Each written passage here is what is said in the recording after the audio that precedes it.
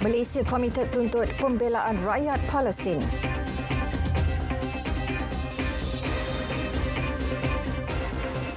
Assalamualaikum, salam Malaysia Madani. Saya Nurul Zahira Razi dalam berita tengah hari.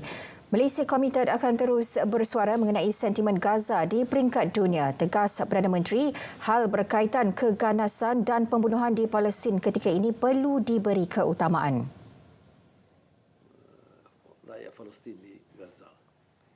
Cuma yang menariknya pendirian ini tidak lagi pendirian yang disuarakan oleh beberapa satu dua pendapat. Nampaknya kebanyakan negara-negara telah memberikan pandangan yang sama ada secara terbuka ataupun dalam perbincangan tertutup. Nampak ada suatu konsensus, ya, kebimbangan bukan sahaja setakat persoalan kemanusiaan di Gaza, tetapi tempiasan dalam politik masa depan antarabangsa. Malah menurut Perdana Menteri, Malaysia tidak bersendirian dalam membawa isu Palestin. Dengan PIF ini seperti saya sempat bincang, selain dari negara ASEAN dengan Raja Bahrain, ini negara jiran, Amir Qatar yang merupakan suatu tunggak peranan penting dalam isu ini. Kemudian Sheikh Mohammed bin Zayed, United Arab Emirates. Kemudian Muhammad bin Salman. Kemudian saya akan melepas menemui Presiden Tayyip Erdogan. Dan setelah itu General Sisi, Mesir. Ini semua dalam rangka mendapat kata sepakat untuk memberi penyelesaian. Dan kita tidak mau buat bersendirian. Apa-apa yang kita lakukan, kita bincang secara muafakat. Sekurang-kurangnya di kalangan negara jiran. Mereka yang akan tepuh, ya, dalam barisan depan. Nanti kita kena bincang dengan mereka, dan tentunya dengan negara lain. Saya juga telah menelpon ramai lagi pimpinan lain. Tapi kesempatan bertemu, bincang, harus ada suatu kesepakatan dalam membuat apa-apa keputusan. Datuk Seri Anwar menyatakannya pada sidang media bersama wartawan Malaysia di Riyadh. Seterusnya menamatkan lawatan rasmi 3 hari di Arab Saudi sempena sidang kemuncak ASEAN Majlis Kerjasama Teluk GCC. Dalam pada itu, ketika Datuk Seri Anwar bertemu Putera Mahkota yang juga Perdana Menteri Arab Saudi Muhammad bin Salman di Istana Al-Yamamah, Riyadh, kedua-dua pemimpin membincangkan lebih lanjut mengenai isu Palestin. Pertemuan atas jemputan peribadi Putera Mahkota Muhammad selepas Arab Saudi menjadi tuan rumah sidang kemuncak ASEAN GCC. Pada sidang kemuncak itu, kedua-dua pemimpin senada membangkitkan kebimbangan berhubung kezaliman dan penindasan Israel terhadap penduduk di Gaza. Turut dibincang isu berkaitan kepentingan bersama termasuk peluang pembangunan kedua-dua negara. Sementara itu, Putera Mahkota Muhammad menganggap Malaysia sebagai rakan strategik dan bersetuju agar jalur ekonomi dan diplomatik kedua-dua negara diberi tumpuan serius. Secara praktiknya kita bersetuju untuk adakan dua jalur kegiatan melalui diplomatik dan isu-isu keselamatan yang akan diselaraskan oleh Menteri Luar Negara, dan juga isu pelaburan yang besar yang mau diberikan tumpuan sekarang dari segi perdagangan untuk meningkatkan dengan lebih pesat satu kuasa yang dipengerusikan oleh Tengku Zafrul MITI. Putera Mahkota Muhammad turut berkenan mengadakan lawatan rasmi ke Malaysia tahun depan. Perdana Menteri juga memaklumkan Saudi Aramco komited untuk perluas fasilitinya di Kompleks Bersepadu Pengerang Johor. Bukan saja untuk meneruskan pelaburan di Malaysia, tetapi menetapkan supaya fasiliti atau kemudahan di Pengerang itu diperluaskan dalam beberapa aspek industri hiliran petrochemical, dan memperbesarkan pelaburan menjadi satu kawasan utama atau hub di rantau Asia Tenggara. Selain itu, Perdana Menteri turut menerima kunjungan hormat Gubernur Public Investment Fund PIF Arab Saudi Yasir Al-Rumayyan yang membincangkan prospek kerjasama dalam bidang pelaburan. Selepas menyatakan pendirian tegas Malaysia dalam isu Palestin di pentas sidang kemuncak GCC ASEAN di Arab Saudi, Perdana Menteri Datuk Seri Anwar Ibrahim meneruskan misi membela nasib rakyat Palestin dengan mengadakan pertemuan bersama Presiden Recep Tayyip Erdogan sempena lawatan singkat ke Turki hari ini. Laporan Fahmi Zaidi. Pertemuan kedua-dua pemimpin itu dijadual berlangsung di Istanbul. Perbincangan dijangka berkisar kepada ruang kerjasama bagi membela rakyat Palestin yang dizalimi rejim Zionis. Pada sidang kemuncak ASEAN GCC di Riyadh, Arab Saudi, Datuk Seri Anwar menyatakan kesediaan Malaysia menyertai misi bantuan kemanusiaan ke Gaza. Perdana Menteri juga berharap semua negara akan bersama-sama mencari penyelesaian berkekalan serta adil berhubung konflik yang berlaku. Selain bekerjasama dalam menangani isu Islamofobia, Malaysia dan Turki antara dua negara yang sentiasa mengambil berat terhadap perkembangan terkini antara Palestin dan Israel. Ia jelas terbukti melalui lawatan Perdana Menteri Datuk Seri Anwar Ibrahim ke Istanbul yang akan mengadakan pertemuan empat mata bersama Presiden Turki Erdogan. Ia pastinya antara lain bagi membincangkan kemampuan negara masing-masing untuk terus membela nasib rakyat Palestin. Fahmi Zaidi, Istanbul, RTM. RM661 bilion. Itu nilai jualan program jualan Malaysia yang digerakkan KPDN sekaligus melebihi nilai sasaran awal RM500 bilion. Menurut Timbalan Menteri KPDN Fuziah Saleh, PJM mencapai sasaran yang ditetapkan melalui peruntukan sebanyak RM10 juta kepada KPDN tahun lalu dengan mencatatkan lebih 302,000 premis perniagaan mengadakan jualan murah. Jadi alhamdulillah pasca COVID inilah usaha KPDN untuk memulihkan semula ekonomi negara dan kita amat-amat bersyukur dan berbesar hati kerana ianya telah berjaya kita sampai kepada sasaran yang kita tetapkan. Beliau berkata demikian dalam sidang media selepas sesi cabutan bertuah siri akhir PJM di Pusat Beli Belah IOI City Mall.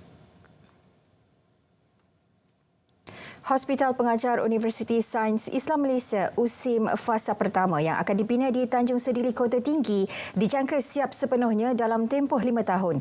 Menteri Pendidikan Tinggi Datuk Seri Muhammad Khalid Nordin berkata, kerja-kerja reka bentuk hospital akan bermula tahun depan. Dalam majlis Ia melibatkan 2 fasa pembinaan. Pembinaan itu melengkapkan ekosistem pengajian perubatan di semua universiti awam negara dengan kesemua fakulti perubatan sudah memiliki hospital pengajar sendiri.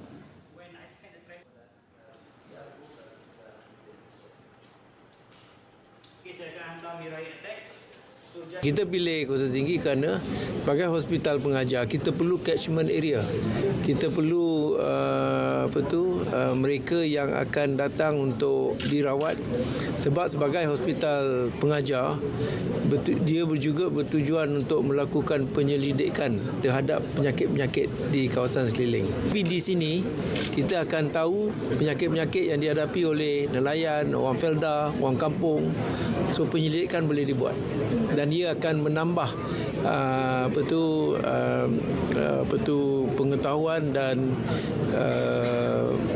kedudukan hospital pengajar itu.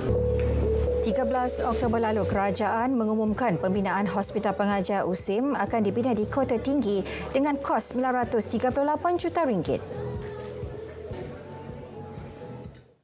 Pertandingan Reka Cipta Perumahan khususnya di kawasan Parlimen Lembah Pantai akan dilaksana dengan kerjasama Pertubuhan Arkitek Malaysia PAM. Tujuannya untuk menambah baik keadaan kawasan program perumahan rakyat dan rumah kos rendah yang berada di sekitar kawasan Lembah Pantai. Saya ada nyatakan kepada pihak PAM, saya berhasrat untuk buat sekali lagi. Niatnya adalah untuk sebagai satu mungkin academic exercise untuk tunjukkan arkitek yang ada di Malaysia, kalau kita bagi satu cadangan, sebenarnya mereka boleh lakukan. Ya? Dan Sebagai ahli parlimen, saya lihat ada baiknya saya manfaatkan keberadaan Pertubuhan Arkitek Malaysia dalam kawasan saya untuk tujuan memikirkan semula, merangka semula, menghasilkan rekaan-rekaan baru tentang perumahan awam. Beliau berkata kepada media pada Majlis Makan Malam Gala 100 Tahun Kuala Lumpur Architecture Festival anjuran PAM. Sementara itu, Fahmi memberi cadangan kepada arkitek di negara ini supaya mengambil kira memuatkan liputan dalam bangunan agar liputan internet lebih luas dengan kualiti jalur lebar lebih baik untuk pengguna yang berada di dalam bangunan. Jelajah Bulan Menabung Simpan SSPN BMS 2023 di peringkat Zon Utara di Maidin Bukit Mertajam mendapat reaksi positif pengunjung. Mereka yang hadir turut mengambil peluang membuka akaun simpanan SSPN selain menyertai pelbagai aktiviti yang disediakan Perbadanan Tabung Pendidikan Tinggi Nasional PTPTN. Pengerusinya Datuk Nurliza Abdul Rahim berkata menerusi jelajah BMS 2023 itu, pihaknya telah berjaya mengumpulkan kira-kira RM1 juta kutipan SSPN. Menurutnya, ia juga sebagai usaha menggalakkan budaya menabung dan mempromosikan simpan SSPN sebagai produk simpanan pilihan utama masyarakat Malaysia. Jelasnya, jelajah tersebut membuktikan komitmen PTPTN dalam menyebarluaskan manfaat dan keistimewaan simpan SSPN kepada semua lapisan masyarakat tanpa mengira latar belakang. Dan tujuan kita sebenarnya adalah untuk mengubah mindset rakyat Malaysia daripada meminjam kepada menabung. Jadi SSPN ini juga mempunyai banyak kelebihan di mana pencarumnya akan mendapat pengecualian cukai sehingga RM8,000. Mereka juga diberi perlindungan takaful dan dividen yang kompetitif dan juga patuh syariah serta dijamin oleh kerajaan. Pelbagai aktiviti menarik turut disediakan, antaranya pertandingan mewarna simpan SSPN, simpan SSPN Got Talent, reka cipta model robotik dan family Jenga. Selain itu, cabutan BMS 2023 juga diteruskan pada tahun ini dengan hadiah wang tunai berjumlah RM75,000 kepada 66 pemenang.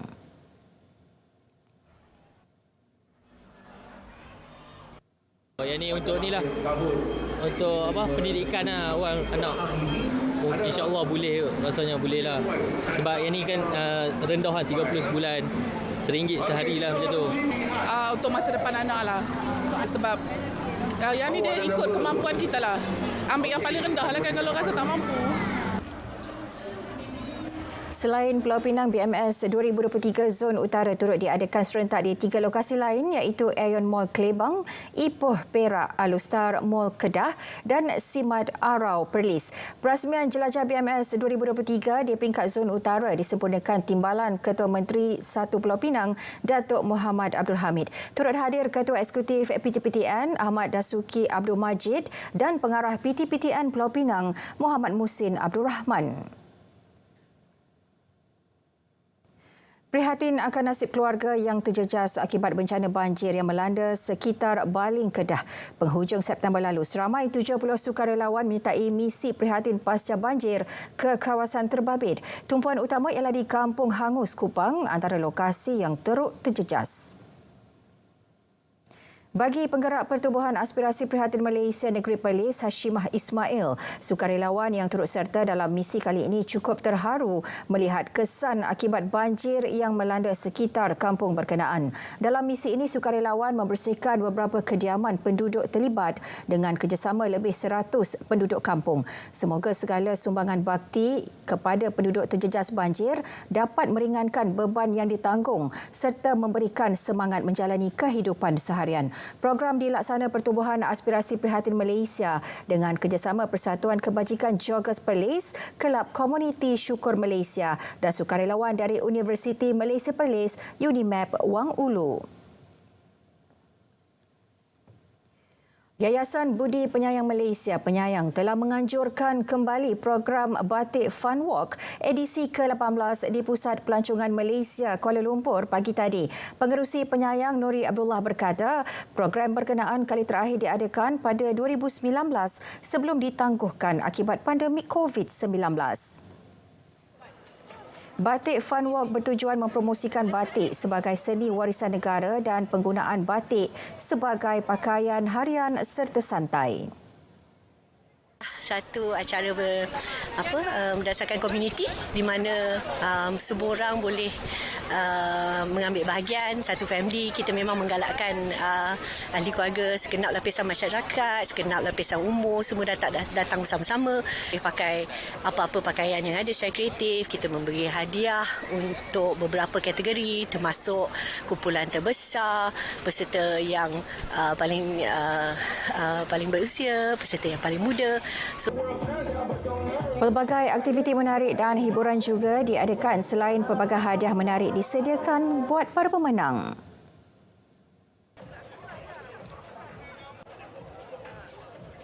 Untuk bagi tahu seluruh rakyat Malaysia jangan obese, galakkan untuk jogging and everything lah.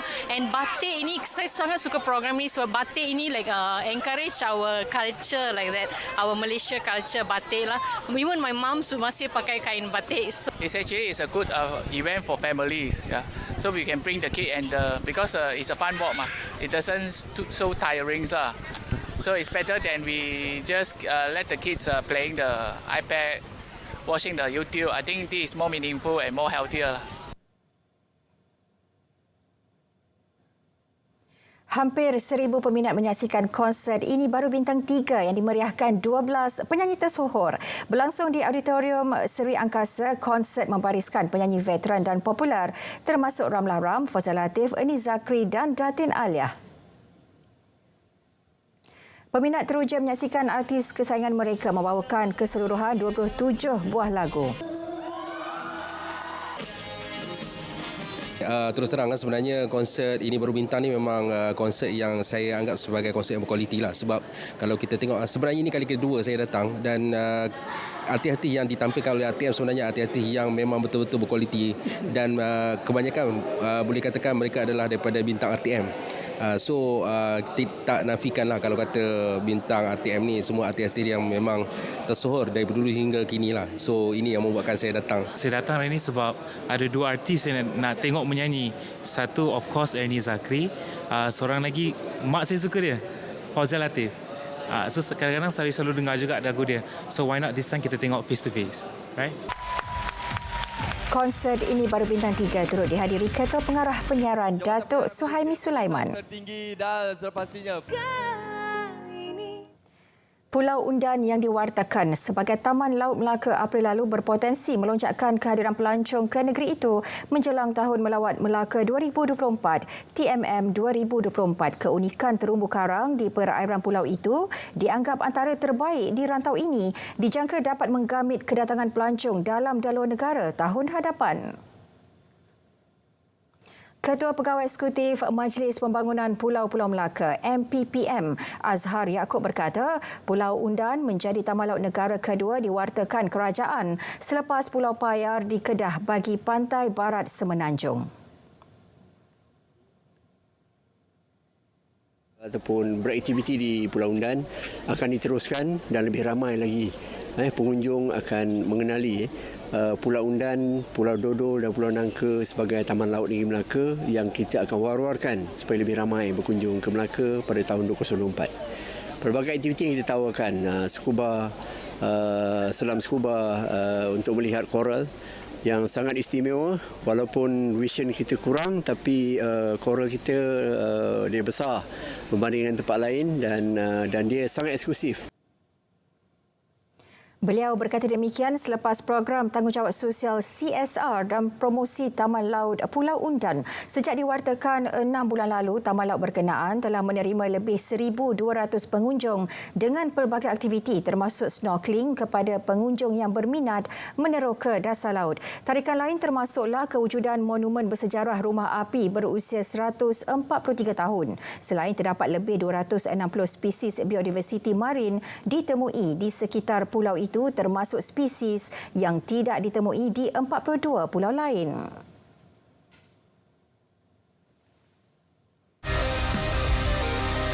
Bangunan dan tapak warisan tumpuan pelancong akan terus dipelihara untuk menjamin keindahan dan kebersihan. 20 juta ringgit disediakan untuk maksud tersebut. memelihara lokasi termasuk Tasik Timah, Tasuk di Perlis, Kenong Rimba Park di Pahang, Pantai Teluk Kemang di Negeri Sembilan. 80 juta disediakan untuk memelihara dan memulihara bangunan dan tapak warisan yang diiktiraf, yang berpotensi diiktiraf oleh UNESCO. Antaranya Gua Niah, Sarawak, Lembah Bujang, Kedah dan Royal Belum, Perak. 20 juta pada Think City untuk memelihara nilai Kuala Lumpur sebagai bandar raya kreatif dan budaya.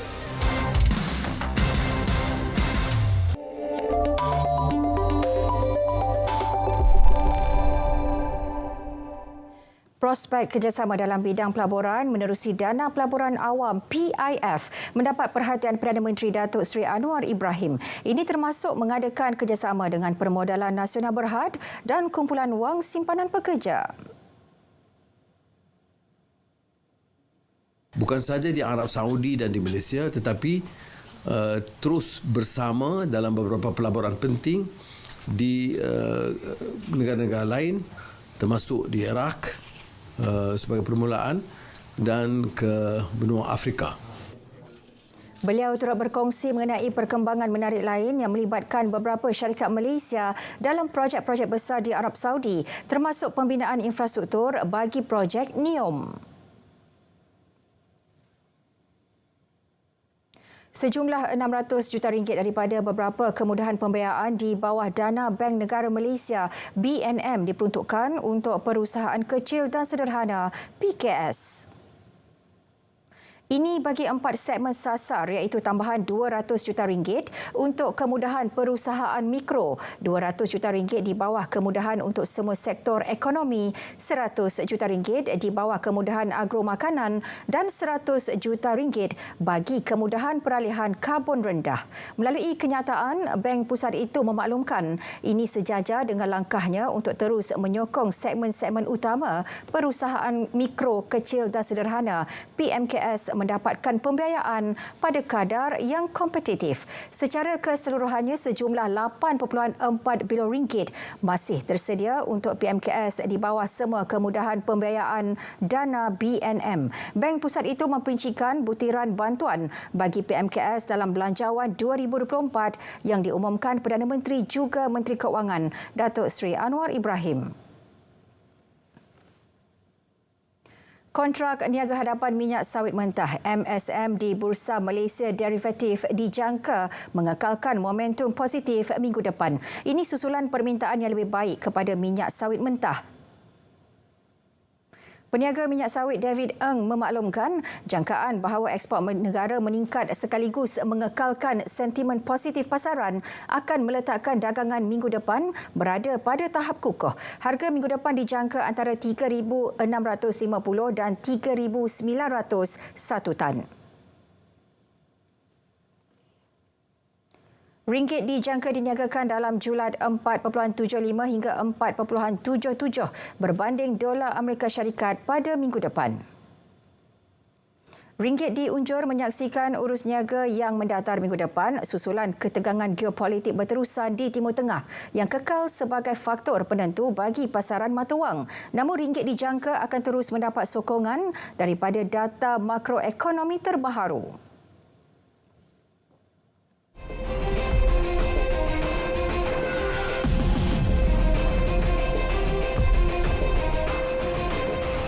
Seorang terbunuh dan beberapa orang lagi cedera dalam serangan terbaharu tentera haram Zionis yang terkena sebuah masjid di wilayah Tebing Barat. Dalam satu kenyataan, tentera Israel berkata lokasi tersebut dipercayai milik pejuang Hamas yang merancang serangan baru-baru ini. Dalam satu rakaman menunjukkan masjid yang dibedil mengalami rosak teruk dengan dinding luar bangunan runtuh. Saksi memberitahu letupan kuat kedengaran sebelum lokasi dipenuhi penduduk yang memberi bantuan dan menghantar mangsa ke hospital.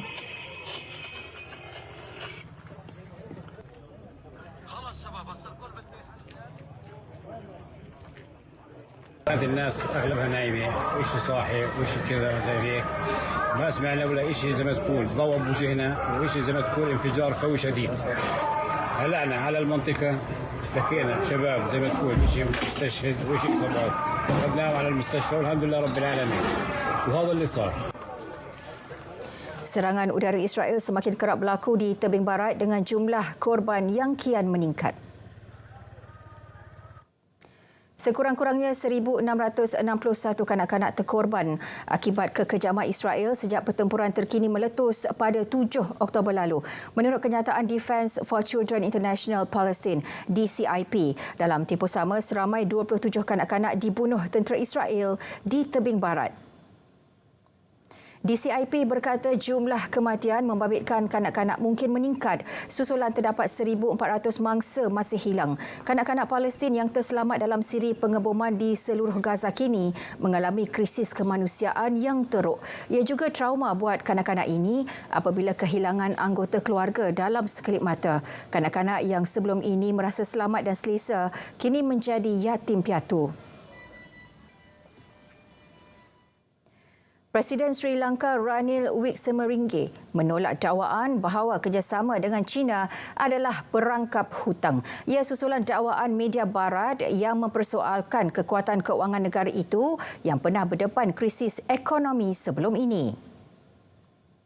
Dalam temubual dengan China Media Group (CMG), Ranil menegaskan Colombo mampu membuat timbang tara risiko atau faedah semua perjanjian antarabangsanya dengan pihak luar. Tambah beliau, kerjasama dengan China lebih banyak memberi faedah kepada negara Asia Selatan itu berbanding sebelum ini. Ujarnya lagi, projek kerjasama China-Sri Lanka adalah bagi kepentingan rakyat dan negara Sri Lanka sendiri. Pendanaan China dalam projek mega di Sri Lanka melalui program Belt and Road China, suatu inisiatif pembiayaan infrastruktur bertujuan membantu membangun ekonomi Sri Lanka dan meningkatkan taraf hidup rakyatnya. China juga merupakan sumber pelaburan asing, rakan perdagangan dan sumber pelancong asing kepada negara pulau itu.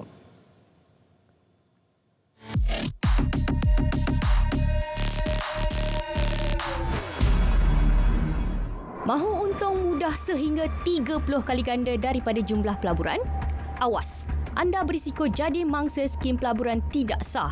Satu kumpulan didakwa menjalankan kegiatan itu dikesan aktif di Telegram. Mereka didapati memasukkan pengguna Telegram lain ke dalam kumpulan itu tanpa pengetahuan pemilik akaun. Di situ perkhidmatan diiklankan.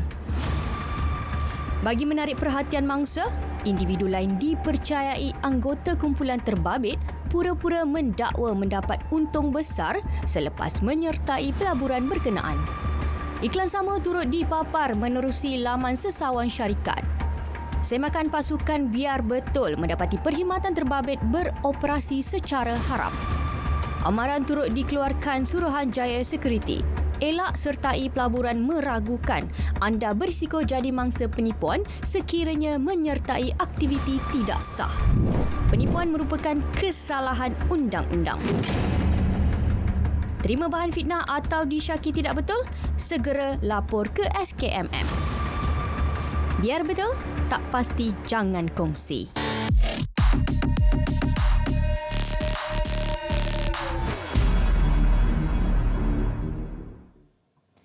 Baik saudara, berita tengah hari berakhir di sini. Saya Nurul Zahira Razi. Malaysia Madani, tekad perpaduan penuhi harapan. Assalamualaikum.